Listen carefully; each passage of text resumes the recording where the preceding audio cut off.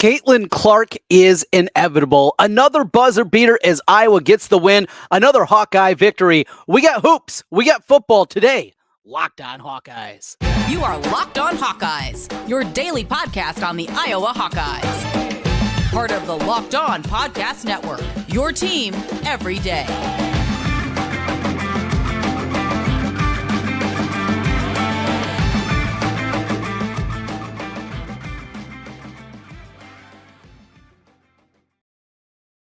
Welcome in. I'm Trent Condon, and this is the Locked On Hawkeyes podcast. Thanks for making Locked On Hawkeyes your first listen every day. We're available wherever you find podcasts. You can also find us on YouTube. While you're there, hit the subscribe button.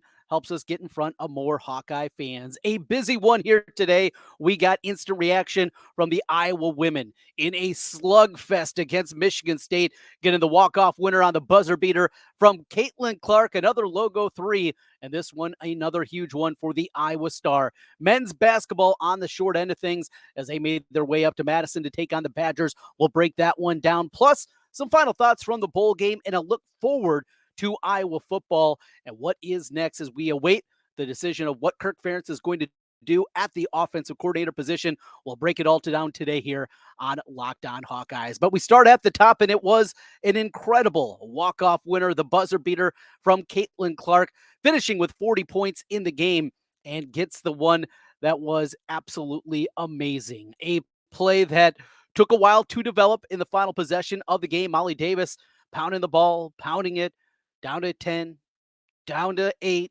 7, 6, finally gets a little movement going there, goes to the high post, top of the key to Hannah Stuelke, who fumbled the ball for a moment, gets it back, delivers an absolutely beautiful pass, ultimately to Caitlin Clark, and then the step back 3 from way back at the logo, knocks that thing down.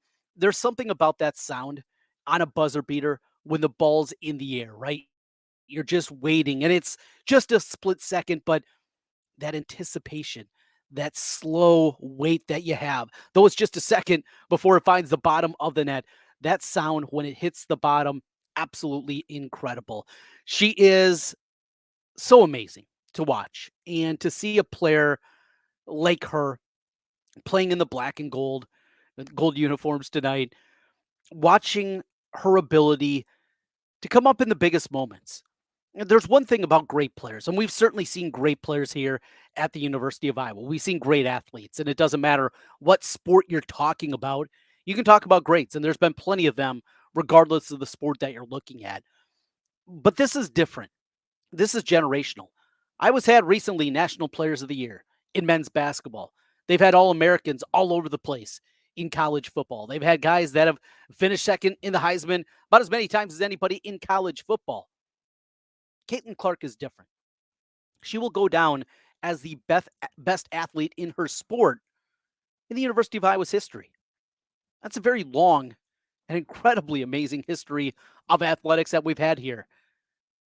She is going to be number one because not only is she a great player, not only is she an All-American, National Player of the Year, and all the accolades that come along with it, she is transcendent. She is somebody that has changed the sport. Has changed the sport in a myriad of different ways. Talking to people as I do on my radio show from across the country and hearing a golf writer that we have on, Matt Rudy, him and his wife, Michigan State grads. They live now up in the Northeast. And what do? They got tickets for their family to go down to Maryland and watch the game coming up here in a couple of weeks against the Terrapins. This is happening everywhere. Guy I follow on Twitter, big Twins fan, big surprise coming from me, right? And he went to the game tonight. Not an Iowa fan, not a Iowa basketball fan, but had the opportunity, took his kid, and saw an incredible basketball game. This is happening across the country. And though the sellout is awesome to see, being at the Final Four last year and being able to have that moment with my daughter as she is coming into her own as a sports fan and a player in youth athletics, it's something unthinkable to have this happening in our backyard. And you just have to enjoy it. Are there going to be frustrating moments? More than likely. And the chance that this Iowa team runs the table and what should be a pretty good Big Ten again this year is highly unlikely. There's going to be marks. There's going to be things. And this team as a whole, there are concerns with the team. But when you have Caitlin Clark on your team, those concerns are brought to another level because you can get her the ball and she's going to make plays. Are there going to be moments where she takes an ill advised shot? Sure. Are there going to be turnovers? Yeah. But there's so much more than just the stat line with her. And seeing after the game as she's doing the interviews on Peacock, and how cool was it, Aah Boston, who Iowa, of course, beat a year ago in the Final Four, and potential teammates in the WNBA as Indiana has the number one pick, and that's where Boston played her last season. And having that happen and just seeing that and hearing people nationally talk about Caitlin Clark. We've known about it for years. We've known about the talent. Seeing what it did a year ago and just the belief and the respect that continues to be built up on a national scale. For a girl from West Des Moines, one of our own, we are incredibly lucky to be able to just watch this and let's enjoy it because there is a real possibility that this is it, that this is going to be the final go around for Caitlin Clark. And for us to ever see anybody like this, a transcendent star. National Player of the Year, Luka Garza was great. And as Hawkeye fans, we loved him. Brad Banks, absolutely. And run through the list of All-Americans from Cooper DeJean and going back. We can name those guys day after day. There's nothing like this, though. Nothing that we've been able to see. Just enjoy it. Back to the game for a moment and a couple other things. Very interesting what's going on right now inside. So Hannah Stuelke is becoming the number 2 option. I mean, there's no doubt about it. With the continued struggle shooting from the outside of Gabby Marshall, who is just that offensively. Somebody that can knock down shots. It has not gone well this year. She had the slump a year ago. Kate Martin, really heady player, so smart. But we're not talking about elite offensive players. If there is an elite second option on this team after Caitlin Clark, it's Hannah Stuelke. Her ability to run the floor, to beat people off the bounce, the size that she has, the athletic ability, an ability to go off the bounce, get to the tin. She has so many of the elements that you look for, and it always feels like there could even be more there. I think that's something that Iowa needs to continue to build around. And certainly that's going to be the case if Addison O'Grady and Sharon Goodman are only going to play 9 minutes a game. It's going to be a whole lot more Hannah Stuelke. So we see a Falter who's been, what a performance out of her too. What she has built herself into as a rebounder, as a player that's just been able to go out there. 5'11". We're not talking about, a 6'4", a power forward or anything like that, or a post player. She's out there at 5'11", just such a good rebounder, so heady, taking everything that she has and using the basketball IQ to the best of her abilities. But another player, limited. Molly Davis is small, right? She's not a tall player. She's 5'3". And there's going to be matchups that are going to be incredibly difficult. Hannah Stuelke needs to continue to grow. And Hannah Stuelke needs to play like an All-American. And it's a lot to ask from your sophomore. But with this team and the way that they're built right now and some of the limitations that they have, they're going to need even more out of Hannah Stuelke. And she's given them a ton. And maybe it's unfair to say that, but if I was going to get to the level of a Final Four team, of playing for a national championship, of ultimately winning a national championship, you need more from her. And she's so good, and she can do it. The talent absolutely is there. Mention the struggles from the outside. I still continue to wonder about Taylor McCabe. In a team that is struggling to shoot the ball from the outside, is there a way that they need to find more minutes for McCabe? Get into that double-digit range. Now, she did that at the end of the non-conference. Saw that against Loyola, against Cleveland State in those games. But just because, again, because this offensive firepower is not quite there like it was a year ago, Zanano, obviously, what she was able to do out there, it was the team built much differently. It's just maybe another button I think that needs to be pushed if this continues. Iowa didn't play great. After the first quarter, they race out to a 25-15 lead. Michigan State got a bucket at the horn to make it 25-17. They went in the tank and really struggled offensively for long stretches of this game outside of Clayton Clark, and that's what you kind of get into here. Going to be a fun season. It really is. Late in the game, you had another awful call by officiating, and I think as we all remember from last year's national championship game against LSU, and just how bad the officiating was in that game, to put it very bluntly. It was awful. And women's basketball as a whole. I've been following Iowa women's basketball for a very long time, and I've had a close connection to the program. Been watching it, I think, a lot more than a lot of people out there. I know there's bigger fans than me, and no doubt about it, but I've been watching it for a long time. And one thing without a doubt is women's officiating is about as bad. We can complain about Cooper DeSheet against Minnesota. We can bring up bad calls in basketball, and there have been plenty of those on the men's side of things. But women's basketball is at another level, and just it's ineptitude. And Molly Davis getting 3 free throws on that corner when she gets bumped as she's putting the ball on the floor after a pump fake and literally dribbling the basketball. And they give her 3 free throws. Whew, that was a bad call. Now, Iowa would have got the ball, would have ran it down for a final play, and maybe would have saw the same thing. Regardless of that, be prepared. If this is your first go-through women's basketball, or maybe you just jumped aboard last year during the run to the Final Four in the national championship game, you haven't seen a ton, prepare yourself. Unfortunately, you're going to see a lot of bad officiating. That was one that went Iowa's way. There's going to be a whole lot, though, that you're going to see. Finally, speaking of that play, Dawn Staley, the South Carolina coach, still a little salty after Iowa knocked them out last year and ended their undefeated run. Yeah, she's talking about that play. Salty Dawn Staley. Some things never change. The men were also on the hardwood tonight as they took on Wisconsin. It went about as anticipated. Iowa hung around for a while. Ultimately, Wisconsin pulled away. We'll talk about that game as our instant reactions on a double dip, a doubleheader of basketball here this evening. We talk about the men's side, plus some final thoughts on Iowa football and the importance of getting the offensive coordinator job right. Does Beth Getz need to step in and help out Kirk Ferentz? It sounds laughable. We'll talk about that as we continue. This is the Locked On Hawkeyes podcast. Today's episode of Locked On Hawkeyes is brought to you by LinkedIn Jobs. Start of the new year, every small business owner is asking themselves the same question. What's the one move I can make that'll take my business to the next level in 2024? LinkedIn Jobs knows that your success all depends on the team you surround yourself with. That's why LinkedIn Jobs has created the tools to help you find the right professionals for your team faster and for free.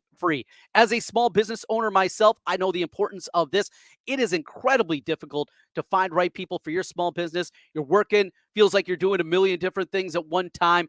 LinkedIn Jobs can simplify that and make the hiring process a whole lot better and ultimately finding the right person. LinkedIn isn't just another job board. LinkedIn has a vast network of more than 1 billion professionals, makes it the best place to hire.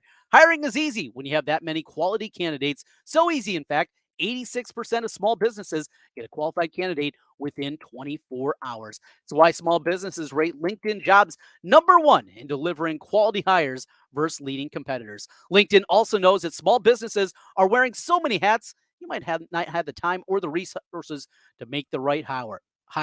Thankfully, with LinkedIn, the process is quick and easy. Post your job for free at linkedin.com/lockedoncollege. Again, that's linkedin.com/lockedoncollege to post your job for free. Terms and conditions apply.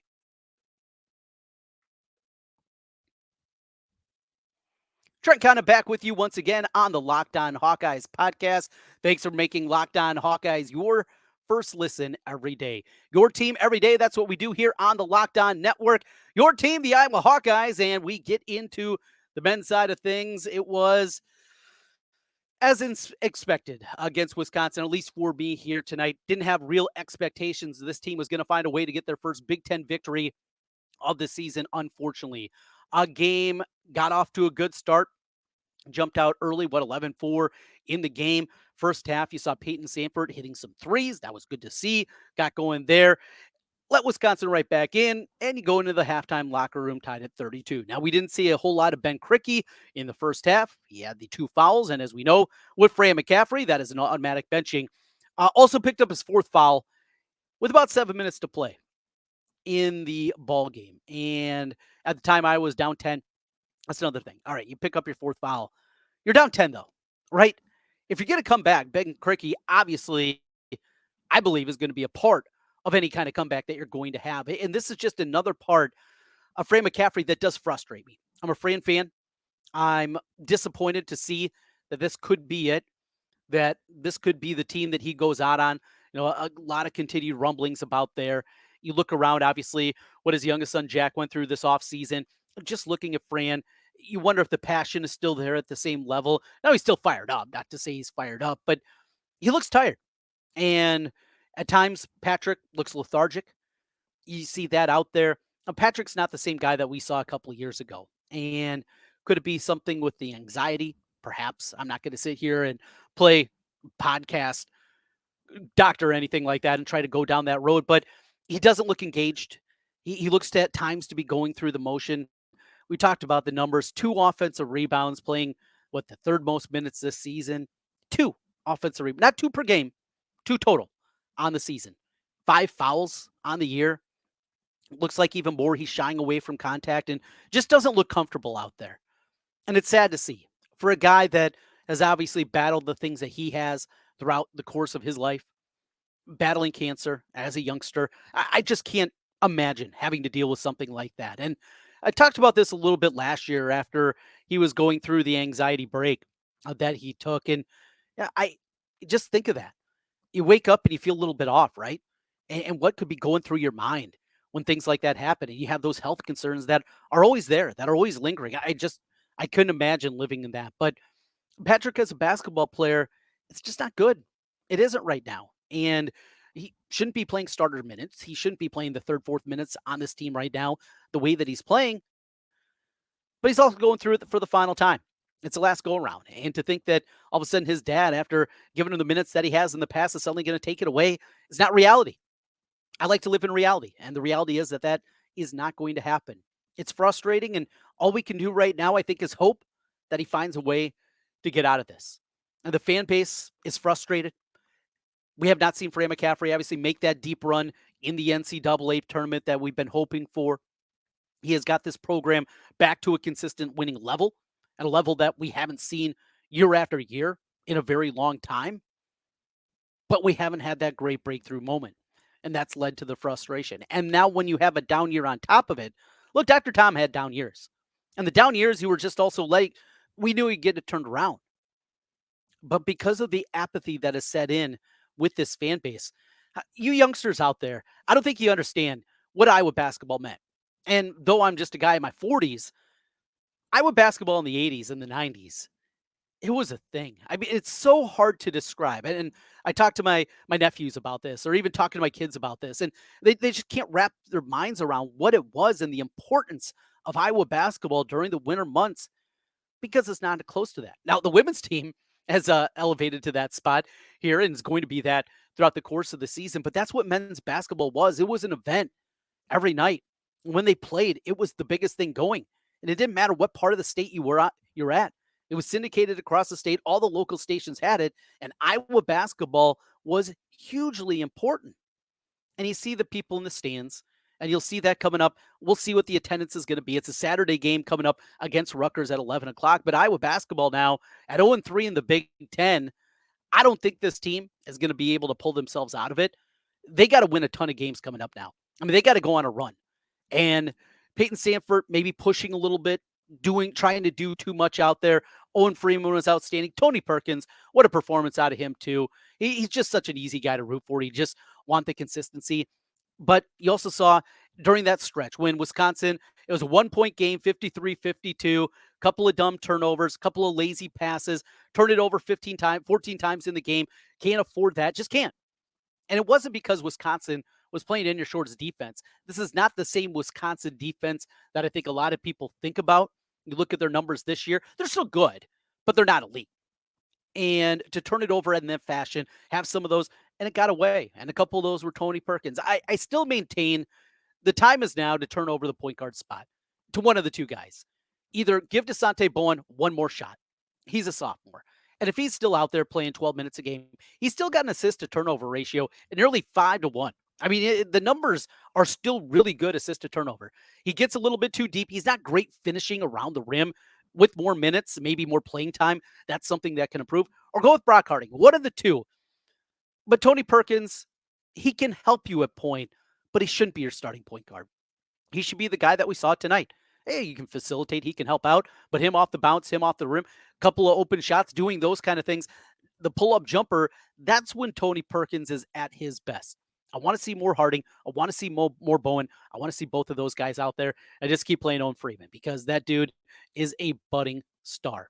Absolutely, no doubt about it. Enjoy that young man because he is fun to watch. Goes up there against those bigs of Wisconsin. He didn't back down at all tonight.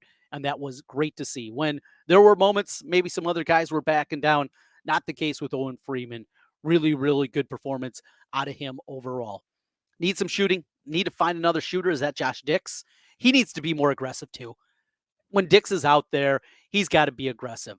This as a whole, the team this year, they passed up so many more open shots from downtown than they have in the past. That's been one of the more confounding parts of this. Same thing, kind of talked about the Wisconsin defense, still good, but not elite. Same thing with the Iowa offense. You look at the numbers this year, they're still good, but they're not elite. Not at the elite level we're certainly used to with Iowa basketball. And I think that's something that we've seen. Guys passing up the opportunity early in the shot clock when you got a shot from the outside, got to pull the trigger. And maybe that's Josh Dix a little bit more. We'll see going forward what this is going to be. But Rutgers, you got to start the streak now. And I was probably going to have to rip off here over the next 7 games, a 5-2 at minimum. Now, the Big Ten is not real strong this season. Mentioned Rutgers, they're off to an okay start. Just a whole lot of okay out there. After that, you get Nebraska at home. Definitely need to win that game. At Minnesota, have to get that one. You get Purdue, you're not going to beat the Boilermakers, even in Carver. After that, Maryland, who is not very good. Even the road trips to Michigan and Indiana, neither of those teams are great. I mean, the time is now. If Iowa has something in them, what I mentioned there, 7 games, got to be at least 5-2. And even then, at 5-2, you're sitting at 5-5 in the Big Ten, and you still got to find a way to probably win 6 games. I believe in a down Big Ten this year. Iowa is going to have to get to 11 wins, even to be sniffing the bubble going into the Big Ten tournament. Well, you're at 0-3. That means 11-6. Not seeing it with this team. Football to wrap things up. It's a potpourri edition of Locked On Hawkeyes. A little bit of everything. We're talking football and the hire for Kirk Ferentz. What is he going to do at the offensive coordinator spot and just how important this one is? Maybe the most important hires he has made since he assembled his first staff in Iowa City back in 1999. We'll do that as we continue Locked On Hawkeyes.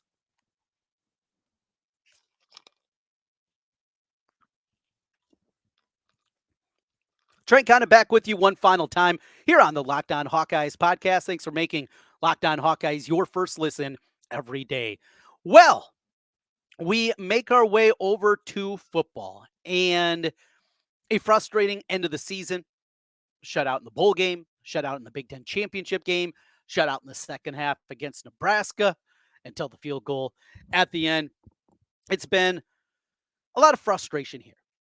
After the game, I was recording the podcast right afterwards, so didn't hear Kirk Ferentz's comments right after the game, but he mentioned big picture. Big picture, this team won the division, won 10 games. There is plenty to be celebrated. That's true. We should never poo-poo a 10-win season. We should never get kind of ahead the tips of our skis when we're talking about Iowa football and the successes that they had. I agree with that. I don't think that was the time for that conversation, but we're picking it here. And that's not what we're going to do. What we do know is Iowa has an important hire in front of them. And what Kirk Ferentz does here is really going to chart the course for the way that his tenure sets up. Now, you look at next season, the first year without divisions. You go to Ohio State, that's daunting. Even as Ohio State will be searching for a quarterback and figuring out what they're going to do at that spot. And all of a sudden, without Kyle McCord, things didn't look very good for them down in the Cotton Bowl. Yeah, it does matter. Injuries do matter, or opt-outs do matter, definitely in bowl games. But that aside, it's not the most difficult schedule next year. There is still a real path with the chance with a bunch of guys coming back next season. We already know Jay Higgins, he's coming back for another year. Luke Lachey coming back for another season. We already know that you have those guys coming back. And the potential return of Sebastian Castro, Jamari Harris, Quinn Schulte, Nick Jackson, maybe an inkling of Cooper DeJean, probably not. Regardless, this defense is still going to be very good. A new punter? But it sounds like on the surface, another good punter. He's not going to be Torrey Taylor, but you're still going to be good. Drew Stevens, is there a resurgence there? This is a guy that has a lot of talent. We saw that and just fell apart for him at the end of the season. Still a talented kicker. LeVar Woods will have those special teams playing at a high level. You'll have great defense once again. That's what Phil Parker does. And an offense with the right hire at coordinator that can, at minimum, be competent. I truly believe that. I know the naysayers are out there, and they believe that nothing will change in the Iowa offense and it's going to be the same. I argue, go back and watch. Go back and watch Ken O'Keefe's offenses.